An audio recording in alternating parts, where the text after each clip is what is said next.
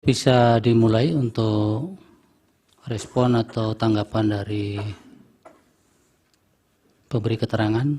Bisa dimulai dari Menteri Koordinator Bidang Pembangunan Manusia dan Kebudayaan, Bapak Muhadjir, dipersilahkan. Bisa di situ boleh.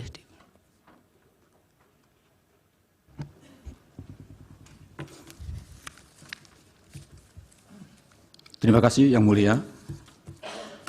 Kami akan memberikan jawaban yang saya rasa pertanyaannya ditujukan kepada saya. Mohon maaf kami mencatatnya kurang cermat kalau mungkin, sehingga nanti kalau memang ada pertanyaannya, jawaban saya yang kurang tepat, mohon bisa diingatkan. Hal yang disampaikan oleh Ketua Majelis Hakim, Bapak Yang Mulia Bapak Soeharto, kami kira saya sudah menjawab semuanya.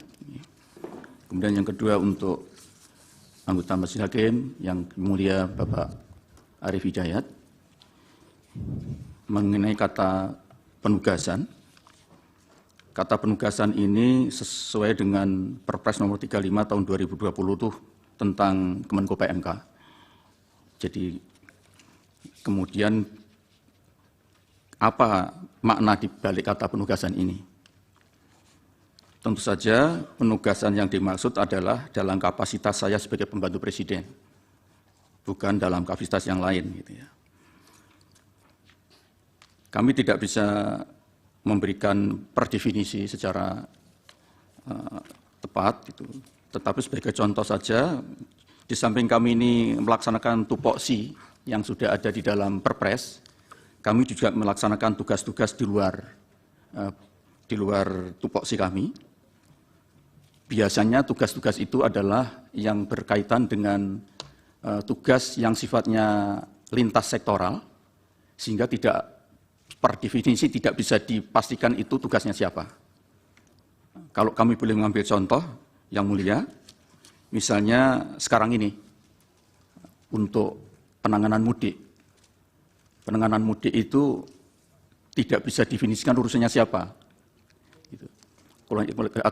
Dengan kondisi seperti itu, Presiden bisa saja menunjuk salah satu Menko untuk ditugasi untuk melakukan koordinasi. Karena itu yang kami koordinasikan, Yang Mulia, sebagian besar malah justru bukan menteri yang berada di dalam koordinasi kami, menurut Perpres nomor 35 tadi. Misalnya Menteri Kapolri, misalnya. Kemudian ada Menteri Perhubungan, Menteri PUPR, Menteri Perdagangan. Yang menteri yang berada di dalam koordinasi saya cuma satu saja, yaitu Menteri Agama. Nah, ini kami mendapatkan surat penugasan. Kemudian ada juga tugas yang sifatnya simpel. Misalnya kami mendapatkan tugas dengan surat tugas untuk mewakili beliau, untuk menghadiri upacara atau acara tertentu. Di situ saya sebagai wakil dari mewakili beliau untuk menyampaikan pokok-pokok pikiran. Biasanya itu ada dari kepresidenan yang saya tinggal membaca, tapi kadang-kadang juga diberi wewenang penuh untuk kami menyampaikan sesuai dengan apa yang sudah ada pada kami. Demikian Yang Mulia yang bisa kami jelaskan. Mohon izin Pak Ketua. Mohon maaf Prof. Iya. Cair. Saya mendalami berikutnya sedikit. Nah, ini sesama guru besar di rangka pendahulu misalnya saya. Silakan Yang Mulia. Saya tanya begini. Pernahkah ada tugas-tugas yang agak aneh-aneh gitu? Saya mohon maaf kurang tahu apa yang dimaksud aneh. Aneh itu di luar tupoksi. Setahu saya tidak ada. Tidak ada ya? Tidak ada. Terima kasih. Ya.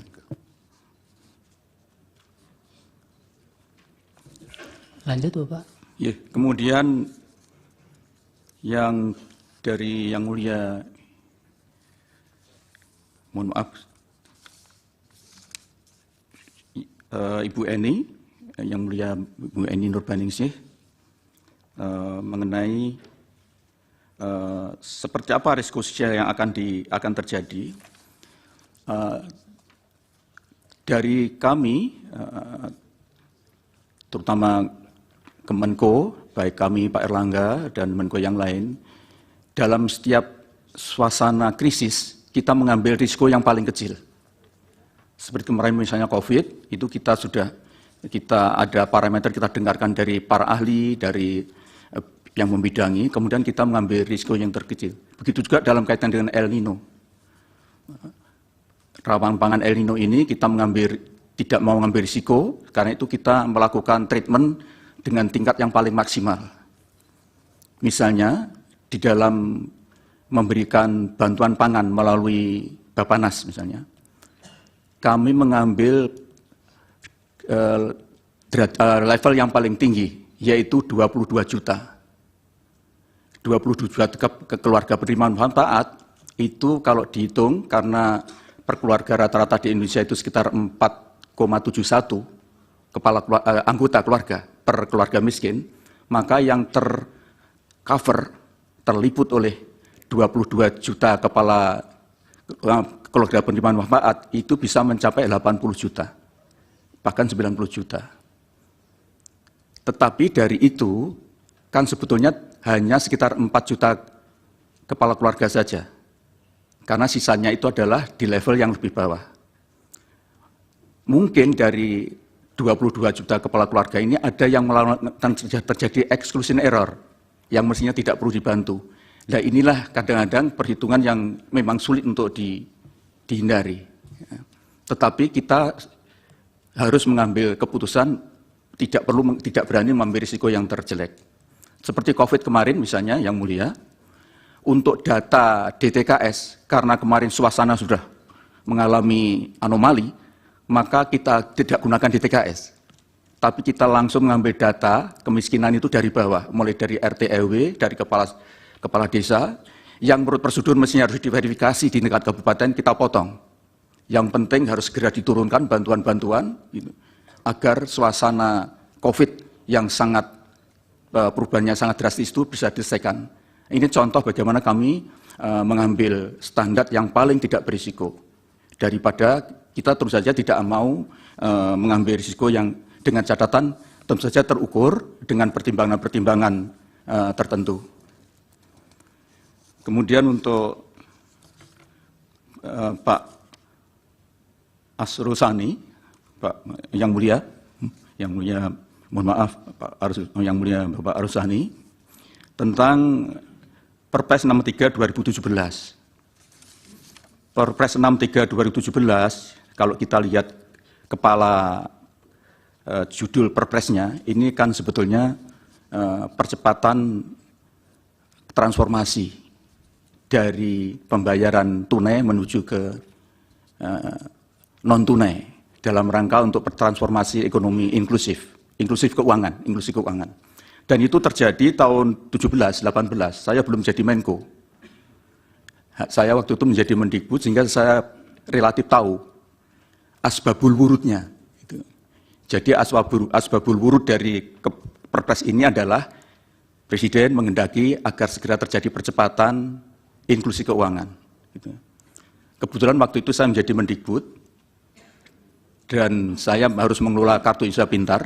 Waktu itu masih dalam bentuk kartu yang tidak berfungsi kecuali hanya sebagai tanda bahwa dia penerima kartu Indonesia Pintar. Waktu itu saya ingat betul, dengan perintah ini kemudian kami batalkan kartu tadi itu. Dan untuk bisa agar tidak jadi temuan, saya meminta fatwa dari BPKP bahwa ini kartu ini boleh tidak digunakan. Padahal itu anggarannya cukup besar. Sebaliknya kita ganti menjadi kartu yang sekaligus bisa untuk mengambil dan bisa untuk menabung.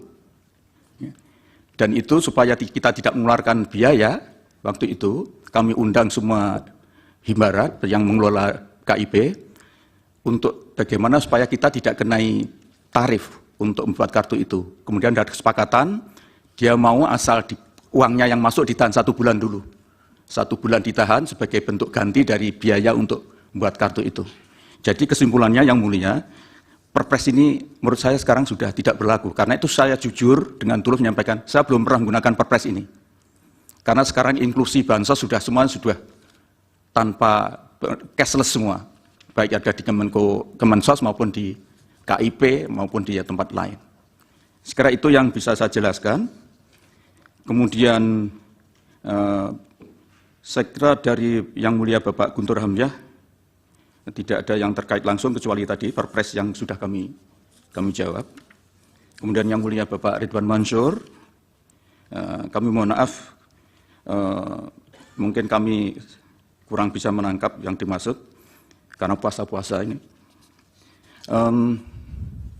Kalau dalam teori administrasi publik itu kan ada namanya eksternalitas negatif. Negatif externality. Jadi seorang pejabat publik itu kalau dia memasukkan kepentingannya atau kepentingan kelompoknya di dalam kepentingan publik, maka itu telah terjadi eksternalitas negatif. Eksternalitas negatif itu bisa intended, memang disengaja, tapi bisa unavoided, tidak terhindarkan. Misalnya, kalau kita punya baju dinas, mau berangkat ke kantor harus melayat dulu saudara kita yang meninggal, tidak mungkin kita ganti baju karena mau melayat, baru kemudian dinas pakai baju. Itu adalah unavoided. Begitu juga mungkin perkara kecil mobil dinas. Tapi memang ada eksternalitas negatif yang betul-betul intended, yang disengaja, dan itu sangat terpulang kepada pejabat publik masing-masing. Kemudian yang kedua, kenapa eksternalitas negatif itu selalu terjadi? Karena setiap manusia itu pasti punya preferensi, dan punya tendensi. Pasti punya pilihan dan punya kecenderungan. Dan itu tidak harus melalui akal sehat. Karena pengetahuan manusia itu ada dua. Ada yang sifatnya a priori dan a posteriori. Pengetahuan a priori tanpa diperoleh harus dengan melalui pengalaman. Itu cukup dari naluri, insting, bahkan mungkin fisik. Bisa juga bisikan maklus halus. Sehingga seseorang itu tidak mungkin tidak punya preferensi, tidak punya tendensi, termasuk pejabat publik, termasuk siapapun. Karena itu kalau ada orang bilang bahwa netral, 100%, itu pasti bohong. Itu pasti bohong. Orang bilang 100% imparsial, pasti dia bohong. Karena pada dasarnya manusia itu ditakdirkan Tuhan memiliki preferensi dan tendensi. Tidak harus diperoleh secara akal sehat, pertimbangan rasional, tapi yang irasional pun bisa digunakan. Saya kira itu, mohon maaf, mungkin kalau kurang tepat. Dan intinya kami ingin memastikan bahwa apa yang kami lakukan sebagai pejabat publik di dalam mengemban amanah, termasuk soal bansos ini, kami berusaha betul untuk meminimalisir kemungkinan terjadinya eksternalitas negatif, terutama yang intended itu. Kalau ada yang unavoided, itulah yang memang menjadi persoalan yang tadi sudah saya jelaskan. Karena kita sebagai manusia pasti tidak mungkin lepas dari preferensi dan tendensi. Saya kira itu yang bisa kami jelaskan. Untuk yang lain, saya kira nanti Pak Menko Ekonomi dan Bu Menteri Keuangan dan juga Bu Risma. Terakhir ya, mengenai Bapak Presiden. Jadi sebetulnya kunjungan Bapak Presiden itu kan bukan sekarang saja. Yaitu memang salah satu pola kepemimpinan beliau. Saya sangat paham karena saya pernah mendampingi satu periode dengan beliau. Ketika membagi KIP, Pak Presiden selalu membagi KIP ke daerah-daerah. Tujuannya apa? Untuk memastikan bahwa kebijakan beliau memang landed, memang terdeliver di lapangan. Dan Bapak Presiden itu selalu menekankan pentingnya segera belanja APBN pada awal tahun. Karena itu, DIPA itu pasti diberikan pada November bahkan September. Sehingga pada Januari sudah kick off semua program, termasuk bansos. Dan disitulah Presiden turun ke lapangan untuk melakukan pemantauan, mengecek apa betul semuanya sudah terdeliver. Sekaligus untuk mendapatkan feedback, umpan balik dari yang dijadikan sasaran dari bansos itu. Karena itu sering mesti kita undang, kita kumpulkan mereka, misalnya sampai 1.000 orang, untuk ketemu dengan beliau, untuk melakukan dialog. Itu sebetulnya simbolik saja. Taruhlah dia berkunjung 100 titik, Bapak-Bapak. Kemudian beliau akan membagi PKH. PKH itu 10 juta keluarga penerima manfaat. Kalau 40 titik, itu taruhlah 2.000. 1 titik. Berapa? Kan hanya 800.000. Masa 800.000 kunjungan beliau bisa mempengaruhi seluruh Indonesia? Saya tidak tahu, saya belum memiliki angka-angka yang jelas. Tetapi begini, sepanjang yang saya tahu, Bapak Presiden kalau berkunjung ke lapangan itu tidak hanya 1 titik, bisa sampai 5 titik. Dan sekarang ini adalah tahun akhir kepemimpinan beliau. Beliau pasti ingin memastikan bahwa proyek-proyek strategis sekarang ini sudah tuntas. Beliau betul-betul wanti-wanti tidak boleh meninggalkan proyek mangkrak. Karena sekarang ini kalau beliau berkunjung, pasti meresmikan program-program strategisnya bersamaan dengan kemudian mengecek keadaan bansos, mengecek yang lain. Jadi biasanya lebih dari 5 titik. Menurut saya, kalau ada daerah kok sering dikunjungi oleh Presiden, kemungkinan besar di situ banyak proyek malahan. Proyek dari strategi nasional yang diberikan kepada daerah itu. Sekali lagi saya sampaikan, terlalu muskil kalau hanya 100 kunjungan untuk secara simbolik membagi bansos, kemudian itu berpengaruh secara nasional, itu saya kira doesn't make sense. Mohon Bapak tidak berpendapat soal itu. Mohon maaf. Ya. Ya. Saya kira itu yang bisa saya sampaikan. Terima kasih Yang Mulia. Mohon maaf kalau kurang berkenan. Baik, sebentar, Prof. Saya sedikit juga. Oh iya. Iya, Pak Muhadjir, terakhir yang saya sampaikan tadi berkaitan dengan 22 juta yang lebih KPM yang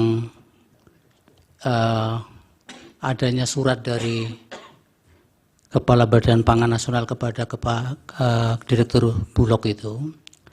Ini tadi kan pertanyaan saya adalah siapa ini yang mengeksekusi, Pak?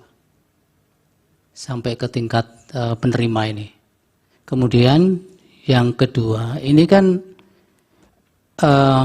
apakah betul ini sebenarnya pengejauhan dari El Nino tadi? Yang konon kalau ada pihak yang mengatakan bahwa sebenarnya November itu sudah selesai.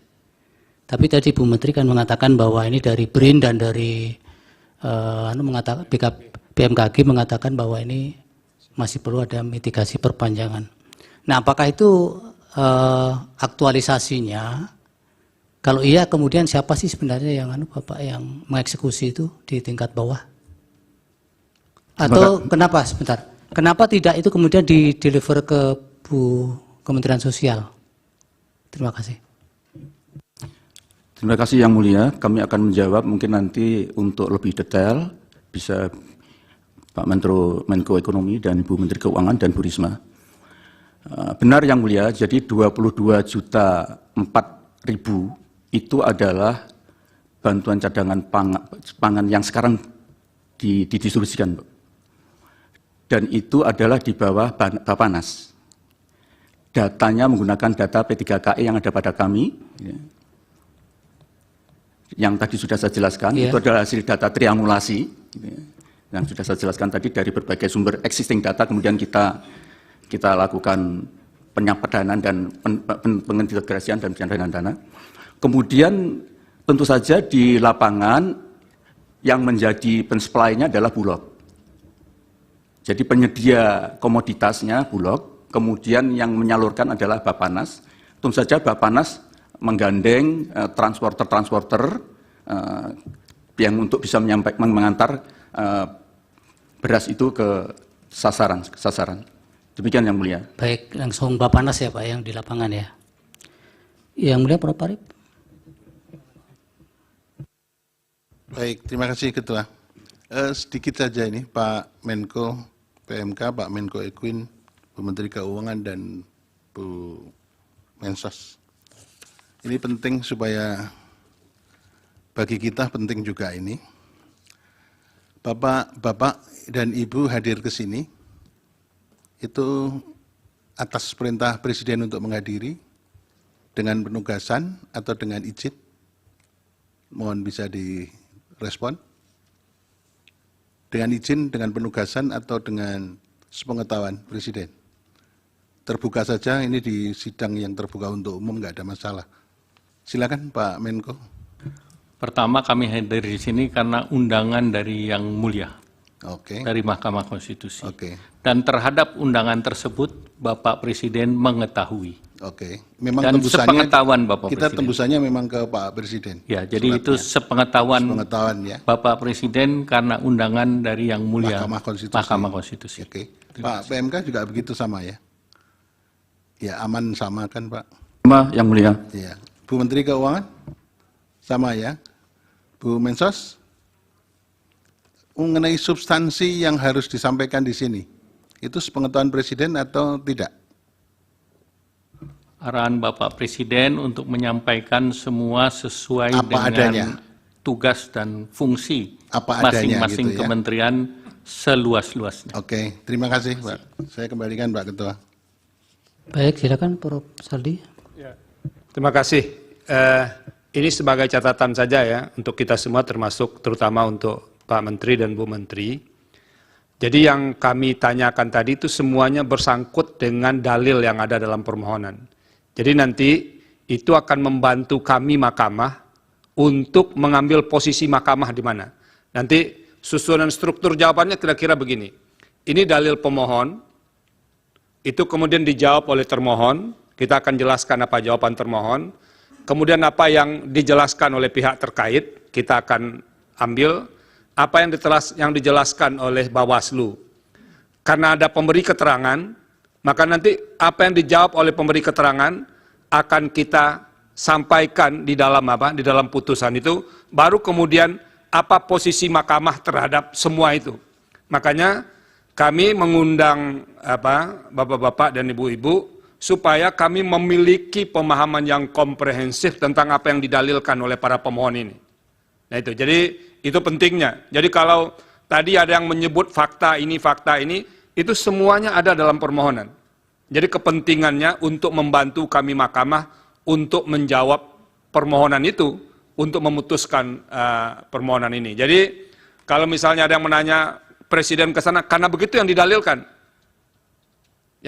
oleh para pemohon, sehingga perlu ada kejelasan bagaimana menteri-menteri menjelaskan soal yang terkait dengan itu. Itu saja Pak Ketua, terima kasih. Baik, dari Pak Muhadjir cukup? Tadi ada yang belum kami sampaikan yang mulia, soal bantuan yang diberikan. Jadi kami tidak akan mengeluarkan bantuan kecuali yang ada di dalam DTKS kalau itu bansos, dan tidak ada yang keluar di luar dari P3KE kalau itu bantuan beras. Sedangkan yang dibagi oleh Bapak Presiden itu adalah merupakan di luar itu. Nanti mungkin Bu Menteri Keuangan bisa menjelaskan lebih jauh. Terima kasih, Yang Mulia. Dilanjut silakan Bapak Menko. Terima kasih Yang Mulia Pimpinan dan anggota Majelis Konstitusi. Pertama saya ingin menambahkan tadi terkait dengan subsidi, kami tegaskan kembali bahwa dalam Perlinsos itu yang terbesar adalah subsidi energi. Dan gejolak itu akibat daripada subsidi energi. Nah dari anggaran Perlinsos yang pagunya di tahun 2023 di pagunya 476 triliun, realisasinya 443,4, kemudian tahun 2024 pagunya 496. Nah yang terkait dengan energi itu baik itu BBM, listrik, pupuk, dan kredit program termasuk bunga kur itu share-nya 58%. Di tahun 2023, 2024 dia 55,9. Sehingga kenaikan di sektor ini sekitar 19,4 triliun. Nah ini akibat daripada kenaikan dari ICP, Indonesia Crude Price, di tahun 2023 itu 78,43, 2024 82.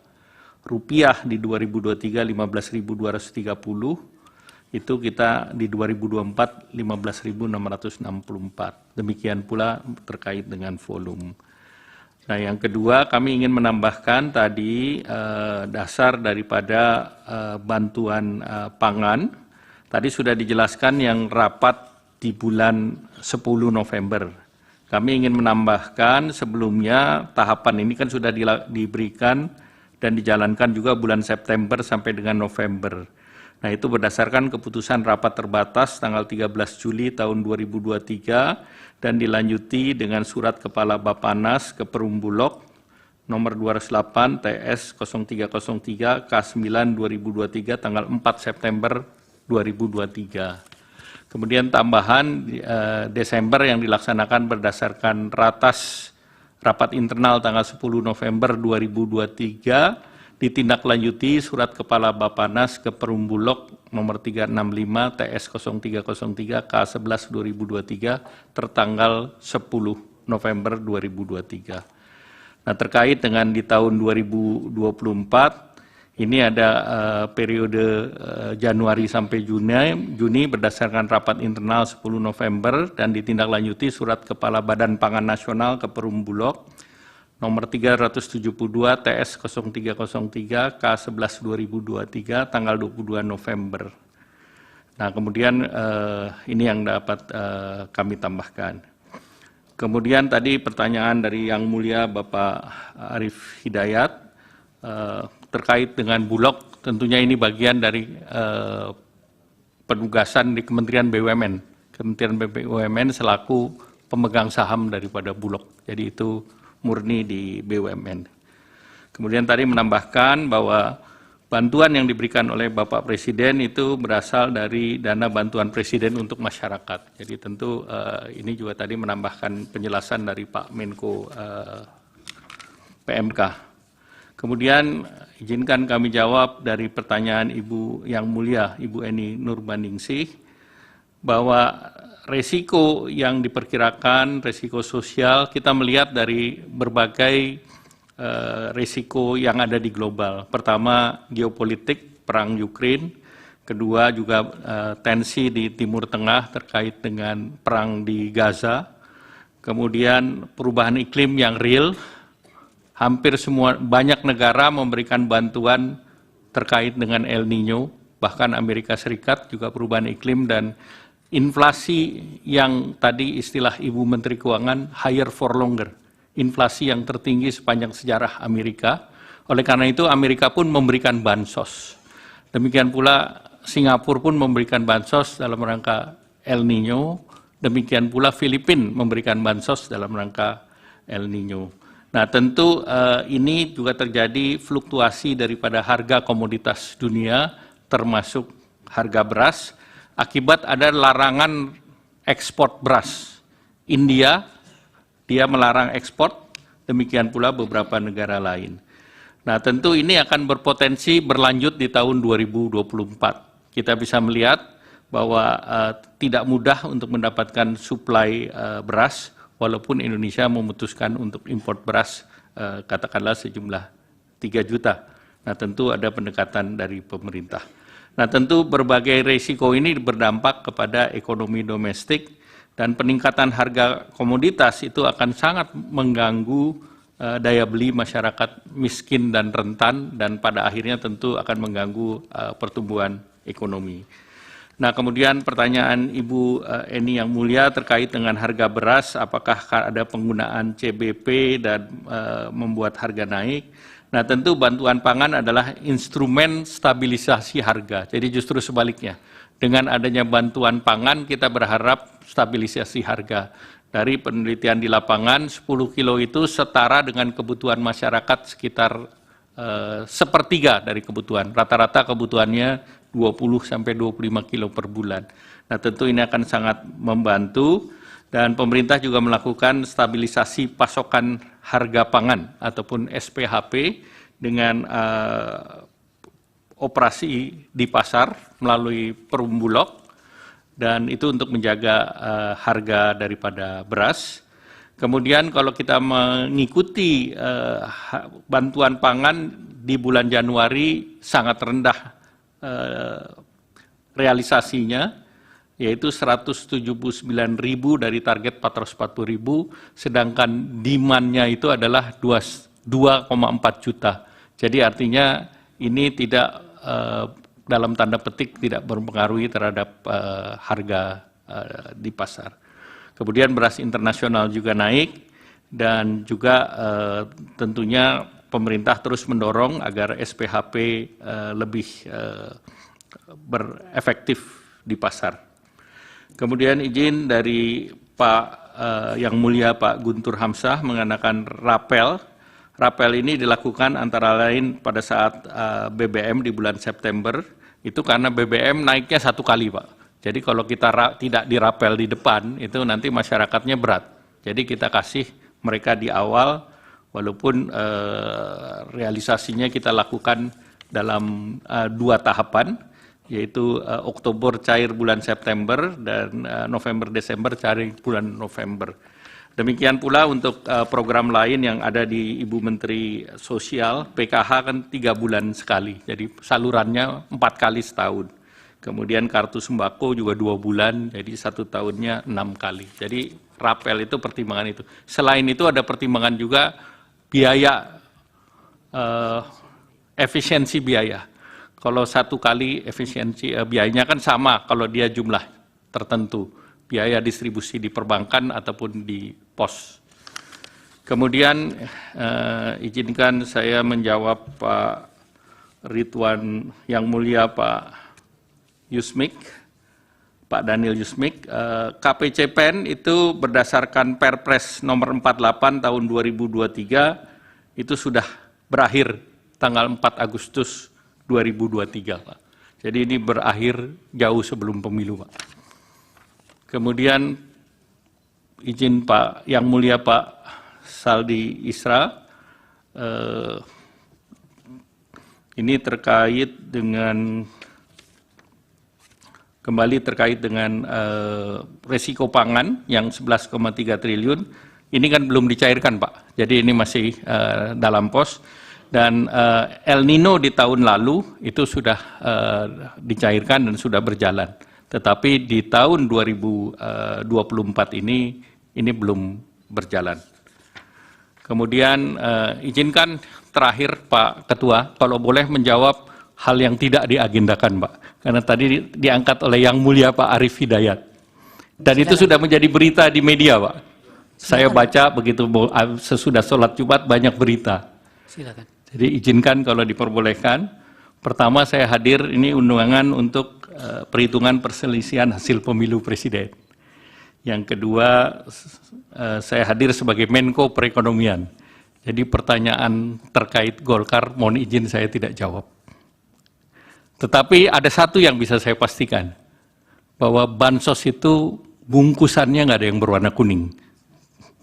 Terima kasih. Wassalamualaikum warahmatullahi wabarakatuh. Yang warna lain ada, Pak? Saya nggak tahu. Silakan. Baik, terima kasih Yang Mulia Pak Ketua. Terima kasih Pak Erlangga untuk jawabannya. Sedikit saja saya ingin konfirmasi tadi yang disampaikan oleh Pak Menko PMK, bahwa kunjungan Pak Presiden itu untuk memastikan bahwa programnya itu landed ya. Dan pada saat itu ada mungkin pembagian tadi kartu pintar dan sebagainya. Nah, barusan Pak Erlangga menyampaikan bahwa Presiden itu ada dana bantuan Presiden bagi masyarakat. Nah, nomenklatur ini apakah bagian dari Perlinsos atau nomenklatur yang melekat pada jabatan Presiden? Mungkin bisa dikonfirmasi. Jadi nanti Bu Menteri Keuangan akan lebih menjelaskan, tapi pada prinsipnya ini sebagai hal yang melekat dengan Bapak Presiden. Demikian, terima kasih. Dan kedua terkait dengan kunjungan-kunjungan beliau, memang saya menggarisbawahi apa yang disampaikan Menko PMK, karena beberapa program yang di bawah koordinasi perekonomian, seperti kredit usaha rakyat, kemudian kartu prakerja, kemudian pada saat penanganan COVID, itu bantuan kepada kaki lima nelayan, itu Bapak Presiden juga turun mengecek langsung di lapangan. Dan di beberapa tempat saya mendampingi beliau. Demikian, terima kasih. Baik. Silakan Ibu Menteri Keuangan. Terima kasih Yang Mulia. Izinkan saya mungkin mengelompokkan beberapa topik yang disampaikan oleh beberapa Yang Mulia Hakim. Pertama yang tadi cukup banyak ditanyakan mengenai automatic adjustment. Nampaknya muncul persepsi bahwa automatic adjustment dilakukan untuk membiayai bansos. Saya tegaskan tidak, jadi kami sampaikan seperti ini. Automatic adjustment itu sudah dilakukan sejak APBN 2022. Di dalam APBN 2022 itu Undang-Undang 6 tahun 2021 pasal 28 ayat 1 huruf E. Di APBN 2023 yaitu Undang-Undang 28 tahun 2022 diatur di pasal 32 ayat 1 huruf E, dan di APBN 2024 yaitu Undang-Undang 19 tahun 2023 diatur pada pasal 28 ayat 1 huruf E. Tadi ditanyakan oleh Yang Mulia Ibu Eni mengenai kenapa pada awal tahun sudah dilakukan automatic adjustment. Kami sampaikan bahwa automatic adjustment memang selalu dilakukan pada awal, yaitu pada tahun 2022 automatic adjustment dilakukan melalui Surat Menteri Keuangan tanggal 29 November 2021. Bahkan sebelum tahun anggaran dimulai, kami sudah menulis untuk melakukan automatic adjustment. Surat nomor S/1088/MK. Bahkan di tahun 2022 kami melakukan 2 kali automatic adjustment dengan surat kedua tanggal 23 Mei 2022 dengan surat S/458/MK ini untuk melakukan tambahan automatic adjustment. APBN 2023 automatic adjustment dilakukan dengan mengirim surat tanggal 9 Desember 2022. Jadi bahkan sekali lagi belum mulai tahun anggaran, yaitu dengan surat nomor 1 S/1040/MK.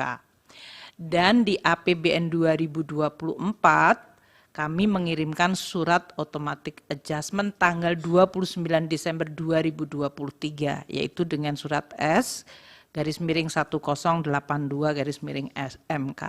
Yang menarik perhatian publik nampaknya hanya yang tanggal 29 Desember 2023, karena memang sudah mulai hawa pemilu. Tapi sebetulnya dari tahun 22 kami selalu melakukan automatic adjustment. Apakah automatic adjustment dipakai untuk membiayai bansos? Tidak. Karena bansos dan perlinsos sudah dianggarkan di APBN, baik di bagian anggaran kementerian masing-masing, tadi dari Kemendikbud, Kementerian Agama, Kementerian Kesehatan, Kementerian Sosial, dan yang lainnya, maupun di bagian anggaran Bendahara Umum Negara, itu seperti subsidi, atau melalui transfer dana keuangan ke daerah seperti BLT desa. Jadi bansos itu posnya beda sama sekali dan tidak dibiayai oleh AA atau automatic adjustment. Kenapa automatic adjustment 5%? Ini adalah bagian untuk mengelola APBN secara fleksibel dan menambah daya tahan APBN, terutama untuk menjaga postur APBN, terutama pada tingkat defisitnya pada saat kita menghadapi berbagai guncangan dan ketidakpastian. 5% diperkirakan sesuai dengan data historis dari seluruh kementerian lembaga, rata-rata penyerapan anggaran mereka adalah di sekitar 95%. Dengan demikian, waktu kami menyampaikan AA 5%, itu diharapkan tidak mempengaruhi kemampuan KL untuk menjalankan program-program prioritas, dan dana AA itu tidak dialihkan ke kementerian lembaga yang lain. Jadi tetap miliknya KL, hanya kita blokir. Apabila kementerian lembaga betul-betul memiliki prioritas dan urgensi yang tinggi, mereka akan bisa meminta untuk dibuka blokir. Tapi itu sangat selektif, karena memang tujuannya untuk meningkatkan disiplin fiskal dan penajaman prioritas di dalam masing-masing KL. Itu untuk automatic adjustment. Tadi yang itu yang menanyakan Yang Mulia Eni, Yang Mulia Ibu Eni, Yang Mulia Pak Guntur, dan Yang Mulia Pak Saldi Isra. Untuk yang mulia Pak Guntur, tadi menanyakan perbedaan refocusing dengan automatic adjustment. Refocusing dilakukan terutama pada saat terjadinya shock yang jauh lebih besar terhadap APBN, yaitu seperti terjadi pandemi. Pada saat itu anggaran across the board semuanya dipotong dan dialihkan ke suatu program khusus yaitu penanganan pandemi. Jadi dalam hal ini APBN-nya diambil dari KL kemudian dipindahkan ke program lain dan di kementerian lain. Dan karena ada perubahan anggaran antar KL dan antar program, ini hanya bisa dilakukan dengan undang-undang. Makanya pada saat pandemi dilakukan melalui Perpu 1 tahun 2020 yang kemudian menjadi Undang-Undang Nomor 2 tahun 2020 di mana DPR memberikan persetujuan. Di tahun 2021 Undang-Undang APBN, DPR telah memberikan persetujuan melalui Undang-Undang APBN. Karena waktu itu di tengah situasi pandemi dan tidak mungkin melakukan banyak pertemuan, maka di dalam Undang-Undang APBN built-in sudah dimasukkan kemungkinan perubahan program dan KL dengan hanya melakukan perubahan perpres. Kemudian yang mulia Bapak Danelius Mikvoh tadi menanyakan apakah Undang-Undang APBN itu diturunkan hanya dengan satu perpres atau berapa perpres. Untuk APBN 2020 yaitu terjadinya pandemi dan kemudian adanya Perpu nomor 1 yang menjadi Undang-Undang nomor 2 tahun 2020 dilakukan 2 kali perpres. Perpres pertama nomor 54 2020 kemudian dilakukan revisi di dalam Perpres 72 2020. APBN 2021 juga ada 2 kali perpres. Ini situasi yang terus berubah pada saat pandemi yaitu Perpres 113 tahun 2020 dan Perpres 98 tahun 2021. APBN 2022 dilakukan juga dalam 2 kali perpres, Perpres 104 2021, kemudian diubah menjadi Perpres 98 tahun 2022. APBN 2023 ada 2 kali perpres, namun alasannya berbeda dengan pada saat pandemi. Perpres 75 2023 diubah menjadi Perpres 130 2023 adalah untuk penggunaan sisa anggaran lebih atau SAL untuk bisa digunakan pada anggaran tahun 2023. Sedangkan untuk APBN 2024 itu baru 1 perpres, karena ini juga baru 2 bulan, moga-moga tidak berubah perpresnya Bapak. Tapi ini kita untuk 2024 rincian pelaksanaan Undang-Undang APBN 2024 yaitu Undang-Undang 19 tahun 2023 dilakukan turunannya hanya baru 1 perpres yaitu Perpres 76 tahun 2023. Yang mulia Ibu Eni tadi menanyakan bansos dilakukan awal tahun uangnya dari mana? APBN 2024 yaitu Undang-Undang Nomor 19 tahun 2023 yang diturunkan dengan Perpres 76 2023 itu sudah terbit perpresnya pada bulan November 2023. Jadi sebelum tahun anggaran dimulai, perpres sudah selesai. Bahkan penyerahan DIPA secara simbolik oleh Bapak Presiden kepada Menteri dan Kepala Daerah dilakukan tanggal 29 November 2023. Dengan demikian, seluruh KL dan juga pemerintah daerah bisa melaksanakan anggarannya mulai 1 Januari. Anggarannya ya berasal dari alokasi yang diberikan kepada masing-masing kementerian lembaga atau dalam pemerintah daerah berasal dari transfer ke pemerintah daerah. Tadi pertanyaan mengenai BLT El Nino saya rasa sudah dijawab oleh Pak Menko Perekonomian, namun hanya ditambahkan bahwa bantuan pangan El Nino dilakukan oleh Bappenas dengan anggaran yang berasal dari Bappenas. Mekanisme pembayarannya apabila sudah dilakukan bantuan, maka harus dilakukan review BPKP. Anggaran berasal dari cadangan CPP, itu dari BA Bun, dan kemudian apabila terjadi perbedaan antara anggaran yang sudah dialokasikan di Bappenas dengan tagihan, kami bisa melakukan realokasi dari dari anggaran Bendahara Umum Negara. Kemudian untuk yang mulia Bapak Soehartoyo mengenai surat Bappenas tadi sudah dijawab oleh Pak Menko, dan siapa yang mengeksekusi tadi juga oleh Bappenas.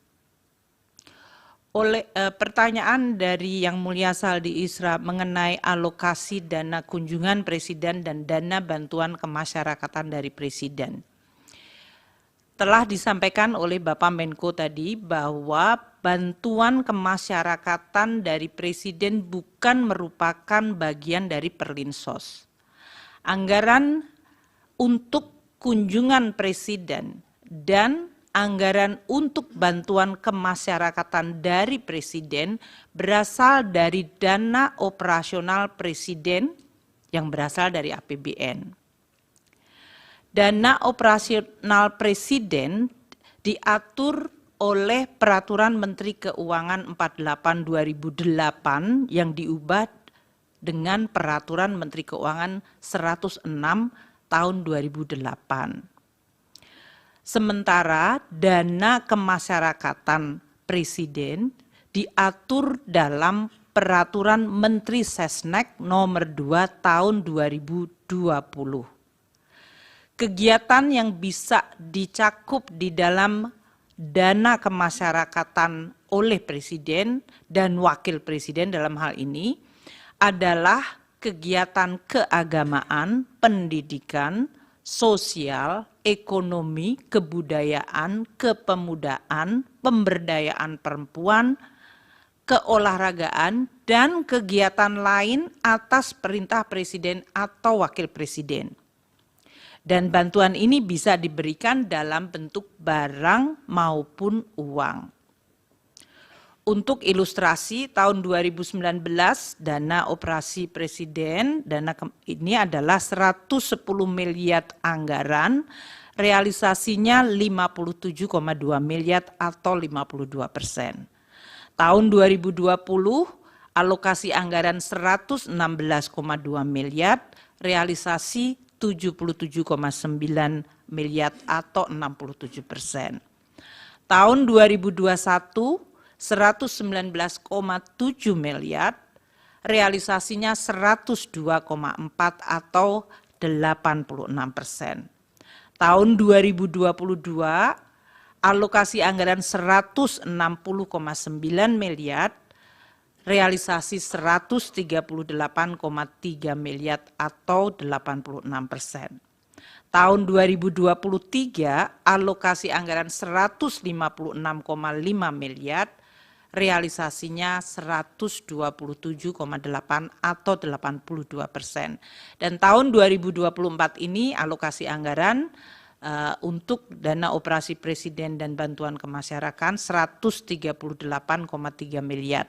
Sampai dengan bulan ini, bulan Maret, April ya, adalah 18,7 miliar atau baru 14%.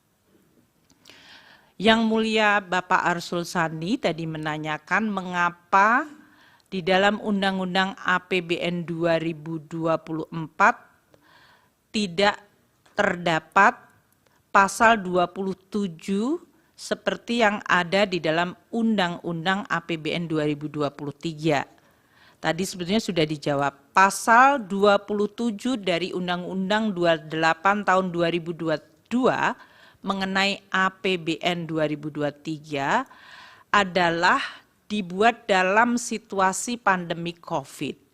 Pada saat itu pemerintah bersama dengan BPJS harus bekerja sama untuk penanganan permasalahan kesehatan dan masalah sosial terutama untuk tenaga kesehatan.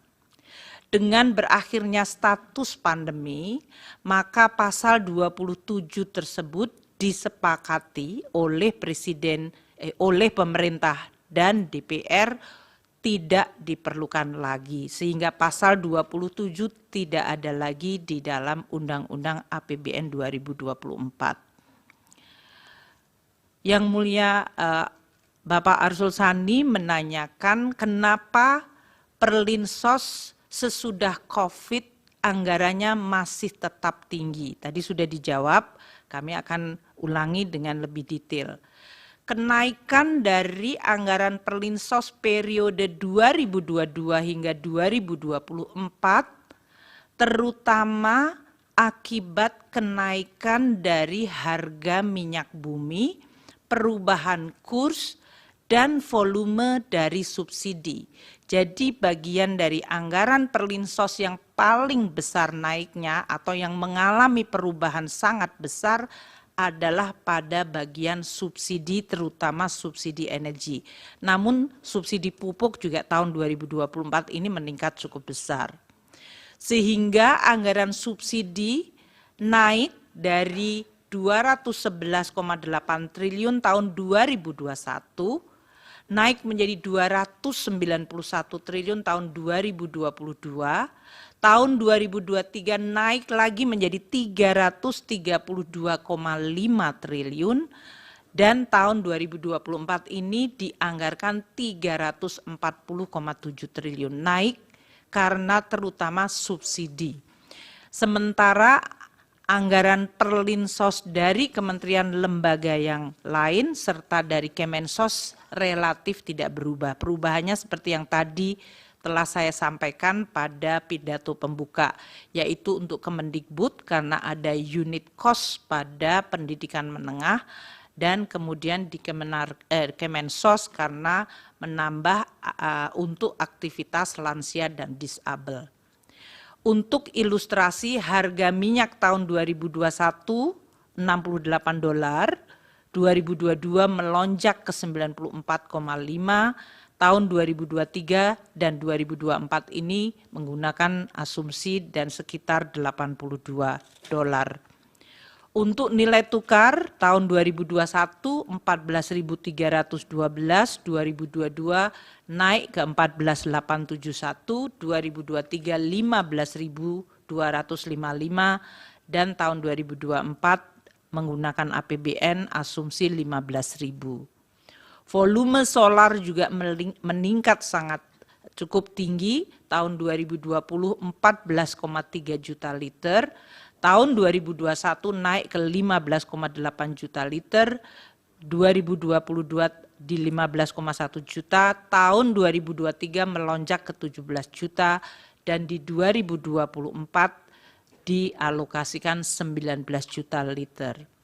Ini yang menggambarkan bahwa Perlinsos di tahun 22 hingga 24 meskipun pandemi telah selesai tetap tinggi karena subsidi yang merupakan bagian dari perlindungan sosial mengalami kenaikan terutama untuk subsidi energi, dan yang tahun 2024 subsidi pupuk juga mengalami kenaikan. Mungkin demikian Yang Mulia Ketua dan Hakim Mahkamah Konstitusi dari berbagai pertanyaan yang sesuai dengan bagian kami. Terima kasih. Baik Ibu, ada tambahan dari Prof. Edi? Kepada Bu Menkyu, itu tadi kan banyak sekali itu surat-surat dari Kemenkyu. Kalau bisa mohon ada salinan, karena mungkin diakses tidak bisa kalau itu ya.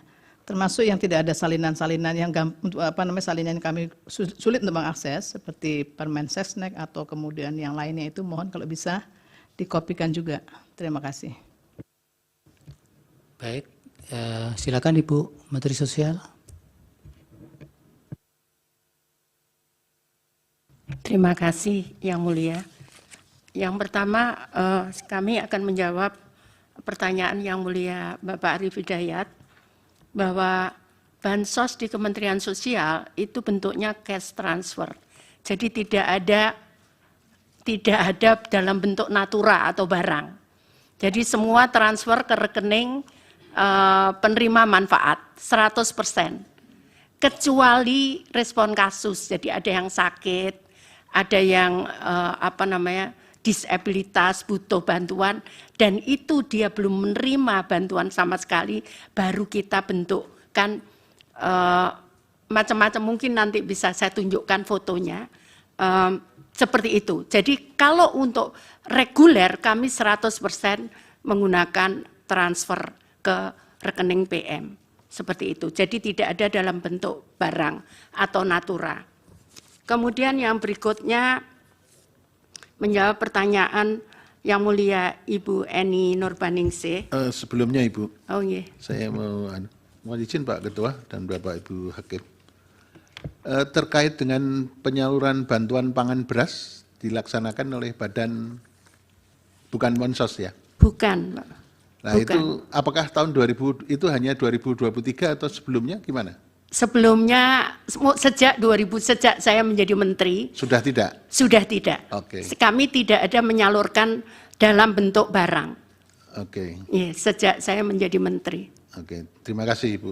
Ya, kemudian yang berikutnya adalah tadi sudah dijelaskan tentang kenapa awal tahun anggaran dicairkan.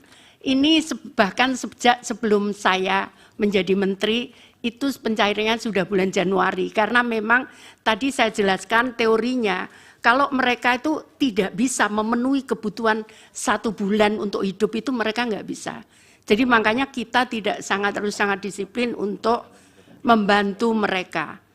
Kemudian yang berikutnya adalah bansos yang lain untuk bagi pekerja sosial, itu bukan bansos Ibu.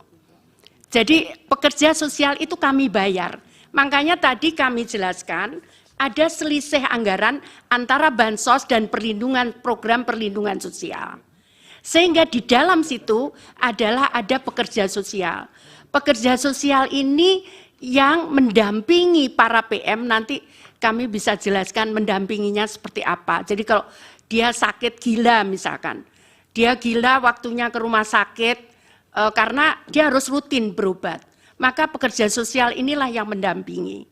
Kemudian itu dibayar oleh Kementerian Sosial. Jumlahnya kalau nggak salah hanya sekitar 2.000 seluruh Indonesia. Kemudian berikutnya, jadi itu gaji sifatnya, bukan bansos. Nilainya sekitar 3 juta per bulan untuk pekerja sosial. Seperti itu. Nah berikutnya, menjawab pertanyaan Yang Mulia Prof. Guntur, apa ada tim pengendali? Bapak mohon maaf kalau saya menggunakan tim, itu biayanya cukup besar. Akhirnya saya menggunakan elektronik Bapak, semua. Jadi sekarang ini saya bisa persis tahu berapa realisasi pencairan keuangan, saya bisa buka sebetulnya. Ini tadi sempat saya print, sempat saya cetak per tanggal 5 April, tolong yang realisasi pencairan keuangan. Karena semua sudah elektronik, jadi kami tahu berapa realisasinya di lapangan. Kemudian kalau khusus untuk tadi, kenapa diserahkan kepada kelompok? Karena mohon maaf, yang kelompok yang kita berikan, satu, dia untuk disabilitas. Dia nggak mungkin bisa pergi kemana-mana, seperti ini kasusnya. Ini gila yang diserahkan, ini gila, kemudian yang disabilitas seperti ini nggak mungkin mereka, dan mereka tinggal sendiri. Jadi mereka kita serahkan kepada kelompok itu yang memberi makanan. Jadi seperti ini laporannya setiap hari. Jadi kelompok setiap hari setelah menyalurkan makanan itu harus mengirim fotonya kepada kami setiap hari. Itu cara pengendalian kami, karena kalau dengan tim itu sulit untuk kami juga. Jadi ini sudah salur belum? Nanti kalau itu misalkan si A, kenapa nggak disalurkan? Itu keluar kayak pop up gitu, keluar bahwa ini belum terima makanan. Dan itu ada di situ. Datanya itu 1.251, dia belum terima makanan. Seperti itu. Nah, itu nanti kita cek. Kenapa? Dengan pendamping tadi, Peksos itu. Seperti itu. Jadi kita cek kenapa dia nggak terima gitu. Maka Peksos itu dan pendamping kami, PKH, ada pendamping PKH, itu yang ngecek ke lapangan. Kenapa dia belum dapat terima makanan? Mungkin udah meninggal, mungkin sakit di rumah sakit, sehingga dia nggak terima makanan. Nah, kemudian berikutnya, itu kalau ada dispute, misalkan laporan tentang misalkan penyelewengan bansos, kami dibantu oleh Satgas di KPK, Satgas untuk Satgas khusus untuk kalau ada sesuatu, dan Satgasus yang diberikan bantuan oleh Pak Kapolri ke kami. Kami punya didampingi dari Pak Kapolri sekitar 21 orang, dan dari KPK juga ada mendampingi kami kalau ada dispute tentang penyaluran ini. Seperti itu. Nah, untuk ngontrol, apakah kami misalkan mau komplain, kami 24 jam, kami punya sisi room. Seseorang bisa melapor, kenapa saya nggak terima bulan ini? Kenapa ini nggak berhak? Jadi yang kita sebut usul sanggah, ini nggak berhak. Kenapa ini dapat? Maka dia bisa melaporkan, dia tunjukkan foto rumah, kemudian kami cek lapangan. Kalau ternyata menurut kita betul seperti ini, Pak, ini rumah tidak layak bansos, maka kita kirim. Karena sesuai Undang-Undang Nomor 13 2011, keputusan data itu ada di daerah. Jadi karena itu kita kembalikan ke daerah. Awalnya saya minta daerah kembalikan 3 bulan, tapi tim dari Satgasus, kemudian KPK nyampaikan terlalu lama Bu Mensos, 1 bulan saja. Akhirnya 1 bulan, kalau mereka daerah tidak menjawab, berarti sanggahan atau usul itu betul. Seperti itu, Bapak. Jadi ini untuk menjaga data kita, apakah data kita betul atau tidak. Itu kami punya, sekarang sudah ada berapa juta relawan ya? 2 juta relawan yang dia melaporkan itu. Kemudian ini hasilnya, jadi ini hasilnya Bapak. Sebelumnya, Mas. Tolong sebelumnya. Jadi ini ada total usulan. Jadi dia mengusulkan. Nah, kemudian usulannya ditolak, itu 492.000. Kami punya datanya ini. Ditolak bisa oleh di daerah, juga bisa dari kami. Kadang tetanggaan gini saling iri, Pak. Saling iri, padahal ya memang dia butuh gitu. Setelah dicek, dia tidak bisa kita hanya lihat memang kondisi rumah, kadang harus ditanyakan. Contohnya misalkan, di suatu daerah, di suatu daerah, saya tidak sebutkan, itu rumahnya kayak istana di tengah hutan. Tapi ternyata dia itu dulunya TKI, kemudian sekarang dia tidak bekerja, dia sekarang menjadi miskin, tapi rumahnya seperti istana, tapi nggak laku dijual karena di tengah hutan. Seperti itu. Jadi itu kita harus cek seperti itu untuk menjaga kualitas DTKS kami. Kemudian berikutnya adalah tadi disampaikan jadi untuk komunitas itu tetap kita berikan BNBA. Di wilayahmu yang diberikan bantuan itu ini A, B, C, D, alamatnya ini. Jadi dia memberikan ke yang bersangkutan sesuai data itu, kemudian melaporkan melalui foto seperti ini. Juga ada komunitas anak yatim yang dia tidak ada orang tuanya. Itu di yayasan-yayasan, itu kami bantu. Memang belum sepenuhnya semua bisa kita bantu. Jadi seperti ini setiap hari mereka buat laporan. Mengirim setelah bantu makanan, kemudian foto dikirim kepada kami, seperti itu. Kemudian, jadi kalau mau menyaksikan, monggo siapapun boleh melihat kita saat penyaluran ini, siapapun, kami malah senang kalau semua bisa melihat karena itu transparan bagi kami juga, terutama untuk pertanggungjawaban. Kemudian, nah, permasalahannya memang kadang mereka tidak punya KTP, tidak punya KK. Permasalahannya kadang Kenapa dia nggak punya KTP? Karena nggak punya rumah. Sehingga misalkan dia tempat itu, sehingga yang bersangkutan itu dia nggak boleh dipakai alamat itu. Jadi misalkan dia sewa tanah, rumahnya ada, dia nggak boleh. Nah, kemudian yang berikutnya ini saya kemarin nemukan lebih dari 500 anak. Itu anak TKI yang ada di Sebatik. Ini sekarang kita Batam, kemarin kita kasih KTP. Karena dia nggak punya KTP, sehingga padahal dia nggak tahu juga orang tuanya ada di mana. Mereka ikut yayasan-yayasan seperti itu.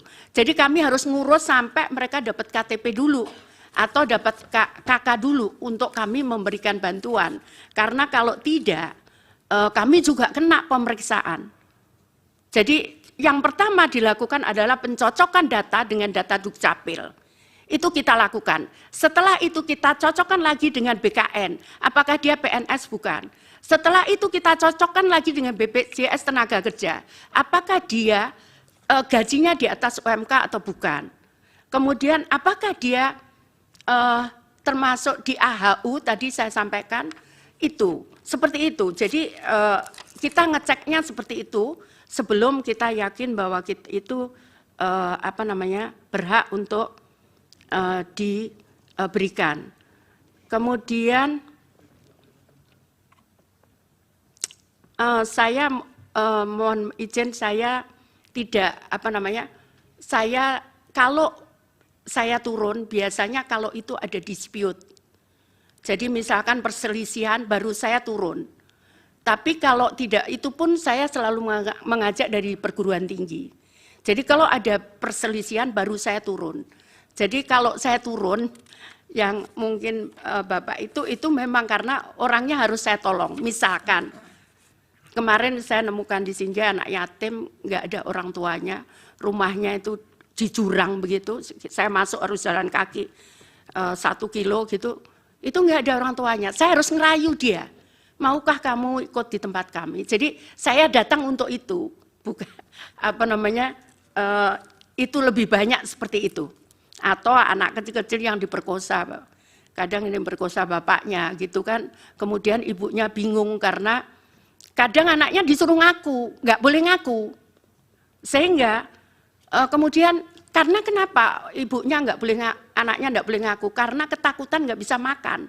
Itulah yang saya harus yakinkan bahwa dia dijamin oleh negara gitu, supaya dia anaknya tidak disuruh untuk tidak mengakui itu gitu. Dan itu berkali-kali saya temukan seperti itu. Kemudian BLT El Nino itu tadi sudah kami sampaikan bahwa itu sudah kami sampaikan memang itu bukan kami ngatur, tapi memang tanggal 6 itu ada ratas, tanggal 7 itu kebetulan di DPR, terus kami sampaikan sekalian. Jadi ada hearing seperti ya, RDP, raker gitu. Ya kami sampaikan sekalian begitu. Terus saat itu saya ngomong, waduh ini enggak nututi, kalau harus akhir Desember saya harus cair, saya enggak nututi. Saya minta saat itu gimana kalau dengan PT Pos, karena bank tidak mungkin, tadi sudah kami jelaskan dalam waktu 3 bulan, bank tidak mungkin mencairkan itu. Tapi itu sudah kelar, itu jumlahnya tadi berapa? 21.353. Seperti itu kakak. Kemudian 2023. Kemudian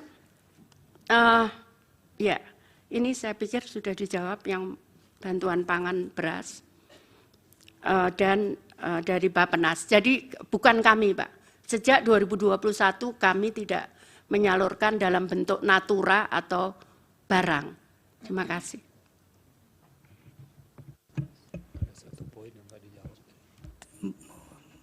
Cukup. Silakan. Baik, terima kasih. Saya ingin konfirmasi satu saja, Bu Menteri Keuangan.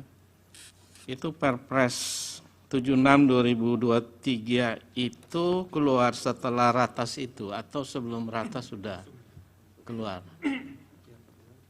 Ratas tanggal 6 November. APBN untuk Perpres 76/2023.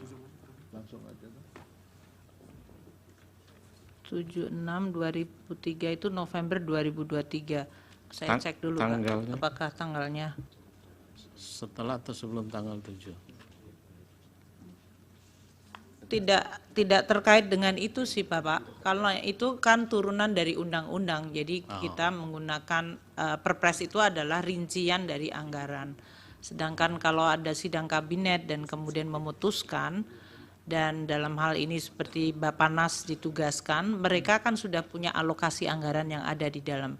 Mereka bisa menggunakan alokasi anggaran itu dahulu, dan kalau kemudian ada kekurangan, mereka bisa meminta tambahan anggaran. Itu mekanisme. Jadi Perpres turunan Undang-Undang APBN itu independen terhadap, artinya dia diturunkan dari yang di dalam undang-undang untuk rincian dari anggaran kementerian lembaga dan transfer ke daerah. Baik, terima kasih. Dari Prof. Arief masih satu. Bu Mensos, mohon maaf saya lagi. Sebelum Ibu jadi Menteri Sosial, apakah sudah ada program bantuan pangan beras? Ada Bapak. Waktu itu yang menyalurkan siapa? Dulu Kementerian Sosial Bapak. Oke, terus habis setelah Ibu jadi Menteri digeser ke Kepala Badan bukan Pangan Bapak. Nasional. Mungkin Gimana? saya perlu jelaskan. Ya, itu perlu dijelaskan supaya clear. Jadi begini Pak, waktu itu sebetulnya diberikan kepada Kemensos. Tapi saat itu karena ada temuan BPK, nanti kami bisa sebutkan, yang tahun 2020 ada temuan BPK bahwa ada dispute harga karena kita menggunakan harga CBP. Kemensos menggunakan harga CBP. Tapi kemudian saya tidak tahu di lapangannya. Saya menerima temuan. Akhirnya saya sampaikan, kenapa BPK nanyakan, kenapa milih harga CBP, kenapa bukan HET? Itu yang saya tawar saat itu. Kenapa kalau saya menggunakan HET atau harga pasar, saya mau dan tidak ada biaya bungkus. Kemudian ternyata nggak bisa harus menggunakan dana CBP. Akhirnya kami pun tidak mau karena saya juga khawatir ada temuan kalau menggunakan dana menggunakan harga CBP, saya sampaikan begitu. Oke. Jadi karena ada persoalan, kemudian Ibu sendiri yang menyatakan keberatan, terus betul. Kemudian oleh Bapak Presiden digeser ke penanganannya Kepala Badan. Saya tidak tahu, mohon maaf, saya tidak tahu kemananya. Mungkin Ibu Menteri Keuangan tahu atau Pak Menko Ekwin? Yang mulia Bapak Arief, waktu bantuan sosial dalam bentuk beras itu dieksekusi dulu, ada juga keluhan mengenai kualitas beras. Karena itu biasanya yang menjadi masalah teknis, beras yang sudah lama ada di Bulog, disampaikan dan kualitasnya sudah tidak bagus sehingga menimbulkan persoalan reputasi bagi pemerintah. Pada saat peralihan menjadi bantuan dalam bentuk cash itu dilakukan untuk PKH dan kemudian bantuan pangan sembako tapi dalam hal ini diberikan tetap tanpa dalam bentuk beras atau in kind, tapi cash kemudian untuk menciptakan perputaran ekonomi di masing-masing daerah. Sedangkan yang Bappenas itu dibentuk tahun 2022 merupakan turunan dari Undang-Undang Nomor 12 mengenai pangan, ketahanan pangan. Itu tujuannya memang cukup luas, kalau tadi saya sampaikan di dalam presentasinya, termasuk di dalamnya adalah stabilisasi dari harga pangan, namun tidak hanya dari sisi harga, tapi juga pengadaan dan juga jumlah stok, distribusi, dan bahkan antar daerah. Bappenas sebetulnya mandatnya 11 komoditas untuk masalah ketahanan pangan. Namun untuk tahap yang pertama karena baru dibentuk tahun 2022, fokusnya hanya 3, yaitu beras, jagung, dan kedelai. Nah, untuk yang beras ini tentunya begitu masuk masalah ada El Nino, jumlah kurang, makanya koordinasi Bappenas dengan Bulog mengenai pengadaan beras bisa dari dalam dan dari luar negeri apabila jumlah stoknya tidak ada atau tidak mencukupi. Demikian. Jadi memang itu dibuat di dalam rangka ketahanan pangan termasuk stabilisasi harga. Salah satu aktivitasnya memang bisa memberikan bantuan pangan kepada kelompok tidak mampu. Itu sebagai salah satu aktivitas, tapi fokusnya sebetulnya adalah untuk stabilisasi harga dan untuk ketahanan pangan. Oke, terima kasih Ibu Menteri Keuangan, Ibu Menteri Sosial. Terima kasih. Baik, baik Bapak-bapak dan Ibu-ibu, sebelum ditutup, ini ada pertanyaan dari Prof. Saltide yang tertinggal tadi yang belum dijelaskan, berkaitan dengan ketika pembahasan bantuan-bantuan ini, khususnya di era menjelang pemilu itu, Bapak-bapak dan Ibu-ibu, apakah di forum itu ada tidak pesan-pesan dari Presiden ataupun usulan dari para menteri bahwa hal yang demikian itu ada nuansa-nuansa yang sensitif yang kemudian harus dicermati karena berkaitan dengan kepemiluan itu? Pernah tidak dalam proses ratas-ratas maupun mungkin bisa dijelaskan Pak Menko bidang PMK atau bidang perekonomian?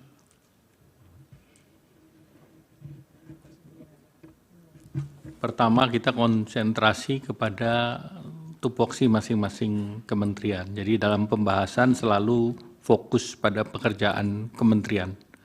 Terkait dengan pemilu tentu dibahasnya di Kemdagri, pembahasan dengan Mendagri. Jadi kalau di sektor ekonomi kita tidak membahas terkait pemilu. Demikian. Baik, sebenarnya ini kan kaitan dengan ketika ada plotting-plotting soal bantuan itu tadi. Tidak ada bantuan ini kaitannya kan dengan kembali tadi lagi dengan El Nino dan kembali lagi sampaikan oleh Bu Mensos bahwa ini program yang sifatnya selalu bulanan. Jadi tidak ada ekstra program yang terkait dengan pemilu, tidak ada sama sekali. Semuanya sesuai dengan apa yang dilakukan setiap bulan dan setiap tahun. Demikian. Baik, cukup dari para hakim. Baik, dengan demikian karena sudah tidak ada lagi dari para hakim yang ingin ditanyakan, kami kira yang tadi diminta Bu Menkyu mohon bisa dibantu untuk dikirimkan nanti untuk data-data dan salinan-salinan regulasinya. Dan dari Mahkamah tentunya mengucapkan terima kasih kepada para bapak-bapak dan ibu-ibu menteri. Semoga keterangannya bermanfaat untuk pengambilan putusan dalam perkara ini.